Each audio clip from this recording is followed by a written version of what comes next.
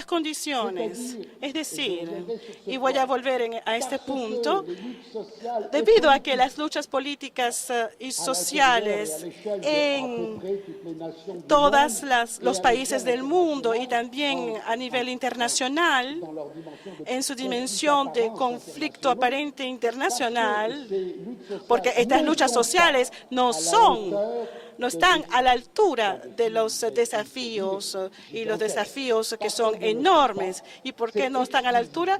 Bueno, es por la lógica propia el intento del capital de superar sus contradicciones internas.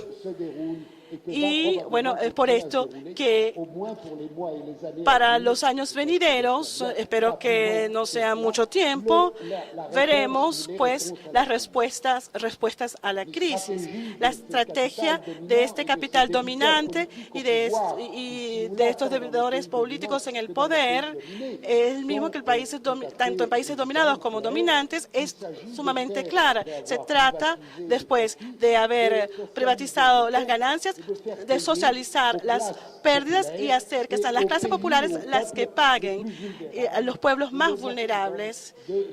Entonces, son las principales víctimas de las consecuencias de estos desajustes, porque el restablecimiento del modo de producción del capitalismo exigirá una desvalorización masiva de este capital que fue sobrevaluado durante 30 años de forma constante. Una devaluación que, bueno, yo no tengo una bola de cristal, ¿verdad? Y bueno, he estudiado, pero no tengo, digamos, la clarividencia para saber en qué proporción. Quizás tendremos un 50% o más de desvalorización de todas las bolsas,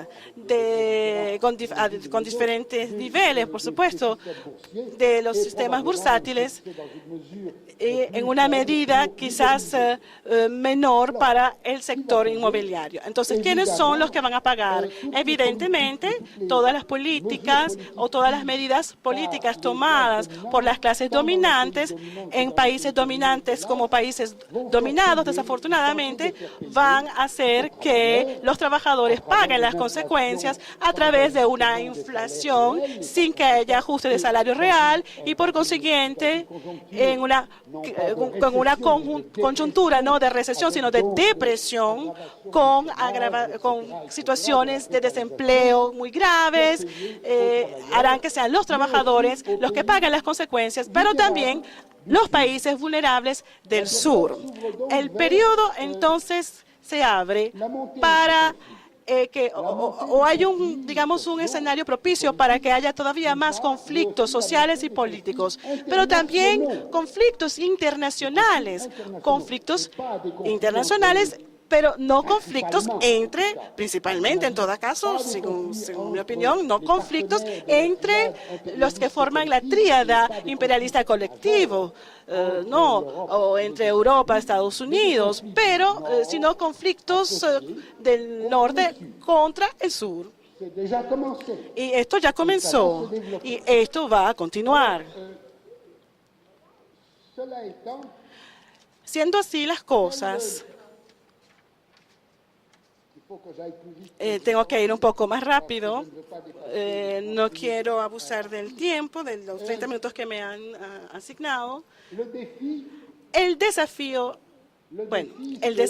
es, pues, primero, un desafío para los países del sur. Y cuando digo los países es un término muy vago, ¿verdad? Es decir, los pueblos, pero también de las fracciones, no sé todavía cuáles, de las clases burguesas, de las clases dominantes y de las clases políticas en el poder, de las fracciones quizás que se verán que deberán hacer que el norte se ajuste al nuevo escenario. Y esto no es un desafío nuevo, es un desafío permanente que existe desde hace siglos, pero que comienza a ser más visible y que ha sido asumido parcialmente por lo que yo llamo la primera ola de avanzada socialista del siglo XXI. No,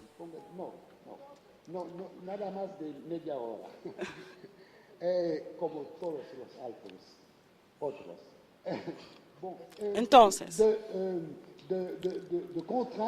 Entonces van a obligar al norte a que se ajuste, adapte a la nueva situación. Obligar al norte a adaptarse y a abrirse. Dentro de un rato hablaré de las responsabilidades del norte y del sur, de las responsabilidades de las fracciones del sur, de la izquierda, que tienen una responsabilidad, que tienen un cierto margen de acción y también de necesidad de participar en este cambio global, pero también obligar, digamos, que los países del sur tienen que obligar al norte a adaptarse, lo que permitió las avanzadas, podemos llamarlas revolucionarias, yo las llamo más bien avanzadas parcialmente revolucionarias, nacionales y populares, con distintos niveles de radicalización que han caracterizado el siglo XXI, es decir, la revolución o no del socialismo, particularmente en China y en Rusia, Vietnam y Cuba, o de movimientos de liberación nacionales en Asia, en África, que abrieron la época de Bandung y que lograron, digamos, obligar un poco a los países del norte a ajustarse a, digamos, lo que hemos llamado desarrollo con características sociales complejas, ambiguas, a la vez populares, con distintos niveles, pero también burguesa y capitalista, digamos, en su lógica principal o dominante a distintos niveles. Entonces, obligar al norte a ajustarse, a adaptarse.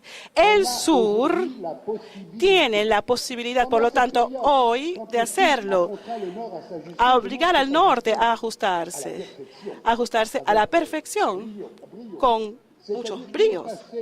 Es decir, que pasamos del viejo monopolio de tener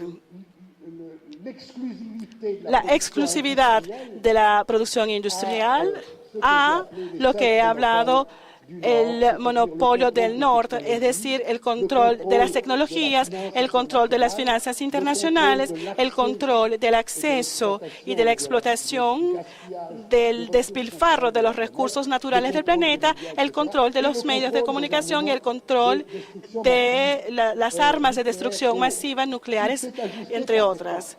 Entonces, él pudo ajustarse. Y es este ajuste asociado al menoscabo de la lógica interna del sistema, no solamente del sistema soviético, sino también del sistema maoísta y también del sistema socialdemocrático y también del sistema nacionales populares de las avanzadas de Bandung, que dio lugar a las condiciones necesarias para este nuevo desafío. Sin embargo, los países del sur, los países de una manera muy desigual, tienen hoy la capacidad, si quieren, de hacer, digamos, que este monopolio del norte se tambalee. Primero, un país como China no solamente es capaz de absorber la mejor tecnología, pero también puede desarrollarla para sus usos alternativos, como ella le parezca mejor. Otros países quizás no son tan decididos, como Brasil, India, a diferentes niveles, por supuesto. El monopolio de los recursos, del acceso a los recursos naturales, es el conflicto principal de los decenios que vendrán, de las décadas venideras, y es la razón por la cual debemos ser sumamente pesimistas en cuanto al otro mundo que está por construirse.